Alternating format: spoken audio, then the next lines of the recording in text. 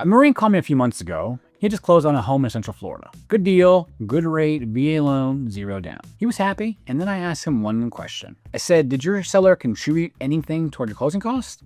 He said, yeah, my agent told me the seller can only pay 4%. So we asked for 4%, and then we left it at there. That was not the whole picture, and it cost him somewhere between $8,000 and $12,000 that he did not have to bring to the closing table. His agent was wrong, and his lender, the person who is supposed to know this inside and out, never corrected it. My name is Emmett Dempsey. I'm a mortgage broker and owner of Treasure Coast Mortgage here in Port St. Lucie, Florida. I'm a veteran myself. I carry a VA loan, and I have been originating VA loans for a long time. And today, I'm going to show you exactly how a VA seller concessions actually work, why the 4% myth keeps costing veterans money, and what you need to know before you write your next offer. Let's get into it. All right, guys, let me back up and make sure we're all on the same page. When you buy a home using a VA loan, one of the tools you have in negotiation is the ability to ask the seller to contribute money toward your closing costs. That contribution is called a seller concession. The whole point of this tool is simple. It reduces the cash you have to show up with at closing. And since the VA loan already gives you 0 down payment, no down payment required ever, the seller contribution is how veterans can often get into a home with very little out of pocket, sometimes 0. Okay? That is one of the most powerful advantages of the VA loan program. And it is one of the most misunderstood, because here is what most people think the rule says. The seller can contribute up to 4%. That's the cap, that's the limit. Ask for 4%, not $1 more. That is wrong. That is not what the rule says. And the reason it matters is not small. Right, on a $400,000 home, the difference between the myth and the reality could be $10,000, $15,000, even $20,000. That is real money. So let me show you what the rule actually says. Here's everything you need to understand, and I want you to really lock this in because this is the thing your lender should have explained to you. There are 2 completely separate buckets when it comes to what a seller can pay on a VA loan. Right, bucket 1, here's your standard closing costs. These are the normal expected costs of getting a mortgage, things like appraisal fee, title insurance, title search, escrow fees, recording fees, credit report fee, prepaid homeowners insurance. Here's what the VA says about these costs, verbatim directly from VA.gov, and I'm going to quote this because I want to hear it from the source.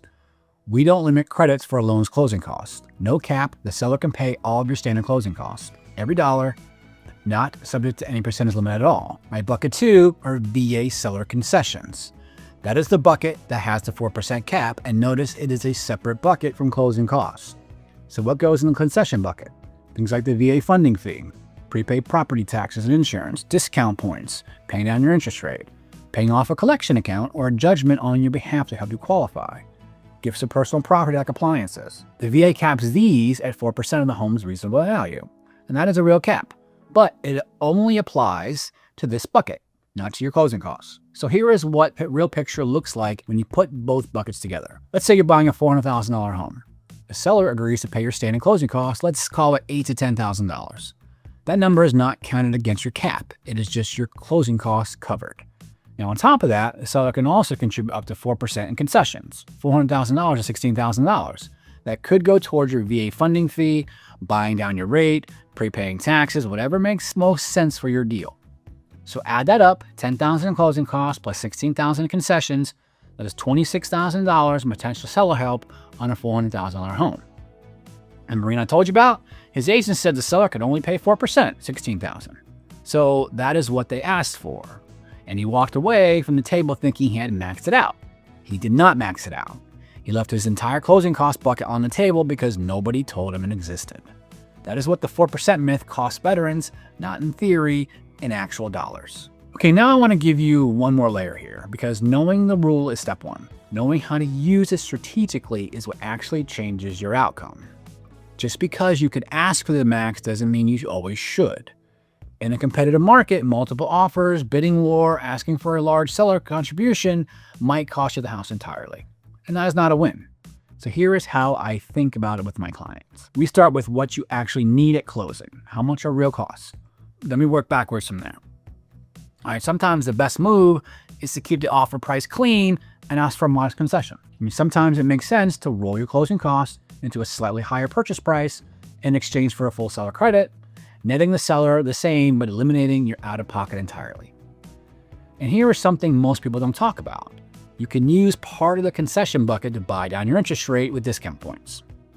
On a $400,000 VA loan at today's rates, even a 0.5% reduction in your rate saves you real money every month for the life of the loan. The point is, this is not a form to fill out. This is a strategy conversation with me, and it should happen before you write the offer, not after. So why is this so misunderstood? Why does the 4% myth keep spreading? Guys, I've talked about this before. I know I'll keep talking about it because it matters.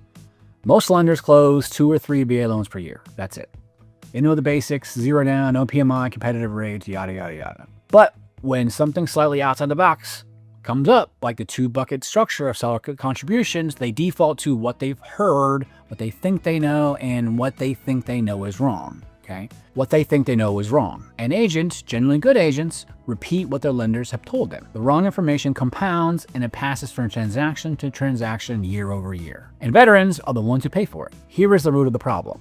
The VA loan program is one of the most powerful mortgage products in existence, but is only as good as the person helping you use it. And if your lender does not originate VA loans regularly, truly regularly, they are going to miss things. Important things. Expensive things. I've seen it with seller concessions. I've seen it with multi-unit purchases. And I've seen it with COE documentation. I've seen it with funding fee exemptions that veterans qualified for and nobody told them about. It's not malicious, guys. I don't think there's ill will. It's just ignorance. But ignorance has a price tag, and veterans deserve better. So what do you actually do with this information? All right, number 1, before you write any offer on a VA purchase, ask your lender this exact question. What counts towards a 4% cap and what doesn't? Listen to the answer. If they hesitate, if they say all of it is subject to 4%, they can't clearly explain the 2-bucket structure that tells you everything you need to know about how well they know the VA loan program. Number 2, make sure your agent understands this too. Print this out if you have to. Send in this video. Because the offer strategy starts with your agent. If your agent thinks 4% is the ceiling on all seller help, they are leaving your money on the table before the negotiation even starts. Number 3, ask about your VA funding fee specifically.